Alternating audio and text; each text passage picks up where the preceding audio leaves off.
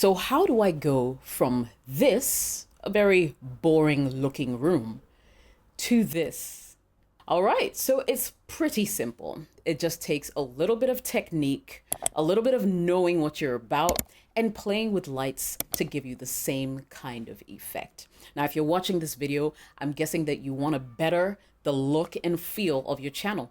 And this is a starting point. I'm happy to share. My name is Jessica. We'll be right back.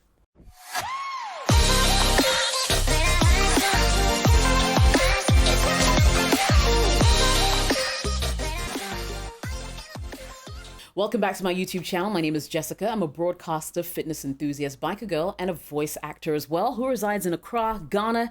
And I'm totally excited to come your way with this particular episode because I've had lots of people asking me about how are you able to get your studio to look so nice, to look so refreshing, etc., etc.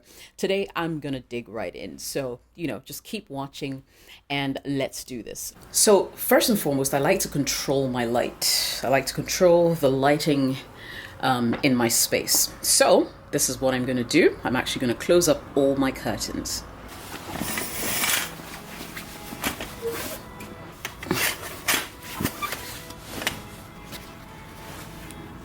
Lock out all the light from outside.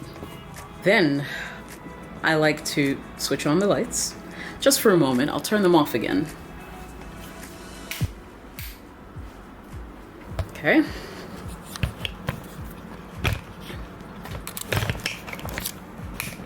Now, of course, I have the Zoom H5, which is what I use for all my recordings, and this sits just out of sight in front of me.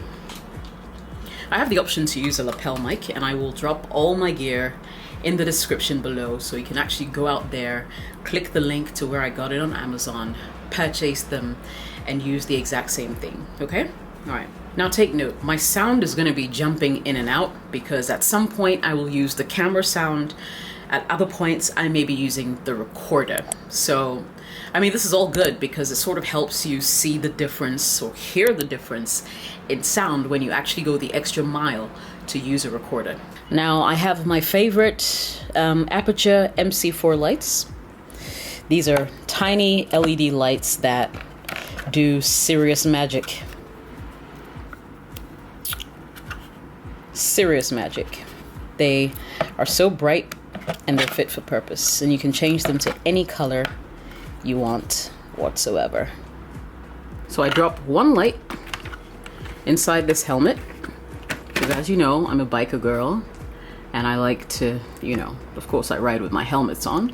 Drop one light in here. I have these lights right here, which are artificial candles, so well, these are what I call my practical lights, and they'll be sitting in the back of my video as I speak. This little makeshift thing that I used one of my openers in the kitchen to make, it's just because it's metal, and these Aperture lights have a metallic background, so they sort of stick to stuff. So I hang this here to give me a little side light, right? That's just right next to the helmets. Put that there. Remember, there's one in here. I've got my practical lights, and then the last place I put another light, well, not the last but one, is I put it on top of the refrigerator. And then my last light, which is the fourth one, is going to go on the roof to light my hair. Now, what you see here is a bread knife that I've stuck with paper to give me an overhead light. So this goes right up here. Let's switch the bond and bring this baby to life. So for starters, I'm going to share a little secret with you. I have remote controls for a lot of my lights that I use on set that allows me to do a lot by moving around very little. I'll explain. So in my hand, I have a remote control that controls my key light. Now, the key light is the major light source that is usually either in front of me or 45 degrees to my right side, depending on the kind of look I want to give you. So this remote control right here controls it. For instance, I can switch it off when I like, or switch it on when I want. Switch it off, switch it on.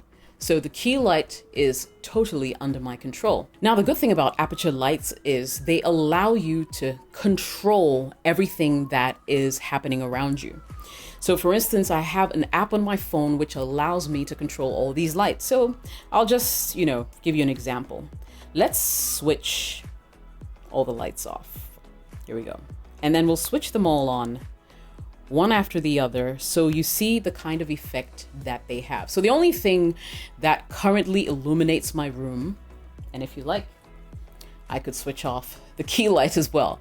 Now, the only thing that currently illuminates my room is what you see in the back right here, my candles, all right? And maybe the phone to my face.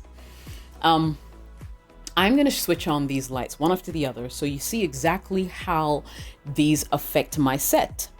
Now, this is what it looks like without any touch up, without anything at all. It will suffice. So we have this light up here. I can turn that off.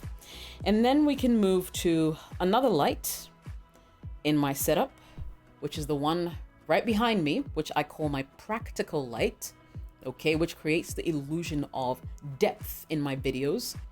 And then we have another light, which is in my helmet. And then we have, of course, my fill light, as I like to call it. So this just illuminates the side of my face and removes all shadows, if any, okay? Now, these are the 4 lights that I use to, keep my set alive, maybe I should say, for want of a better word. So essentially, I control all these lights, and all these lights are necessary because, as I said previously, if you're able to put what I call practical lights, which are these lights, this light right here, the candle, this one in my helmet, the one back on the fridge, it gives you the sense that this room is bigger than it actually is. Now, one mistake that I realize a lot of people make is when they're recording video. Sorry, I'm going to be looking here a lot because I want to see how this looks aesthetically. But when they're recording videos, they have their back right against the wall. It's so unflattering. It gives you a 2-dimensional look. And if you want your videos to look professional, this is what I'll say. First thing you can do without all these sophisticated lights is to move away from your background completely. Like, move as far away from the wall as you can. It creates good, nice depth that makes your videos look a whole lot better. And then, of course, when it comes to my sound, I have demonstrated this several times. As you could tell in the video when I was using the camera mic, my sound didn't sound as rich as it does now. So I record my sound separately as opposed to what the camera naturally records on its own. And I use my Zoom recorder, which I place just below and out of shot. So if I lift my setup right here, you'll see my Zoom recorder showing up. And that is how I record sound for the video. So when I'm done on bench, I basically pick the video from the camera, and then I pick the sound from the recorder. I sync both, and it gives me a richer, fuller sound. Now, just to show you what I mean, this is what I sound like when I'm picking sound only from the camera. And this is what I sound like when I'm picking sound from the recorder, the Zoom H5. Remember, how your set looks or how your background looks completely depends on you. You could choose to go fancy, or you could give it a theme like I like to do. The lights, it does something to me. I like lights, I like color, as opposed to like a just very neutral daylight kind of background. I'll be doing a bit of that a little later, but for now, this is the look. I hope this video was helpful, and it's going to help you set up your YouTube studio the best way that you can to bring you the best pictures that will be able to compete anywhere in the world. My name is Jessica. If you like this video, don't forget to smash the like button.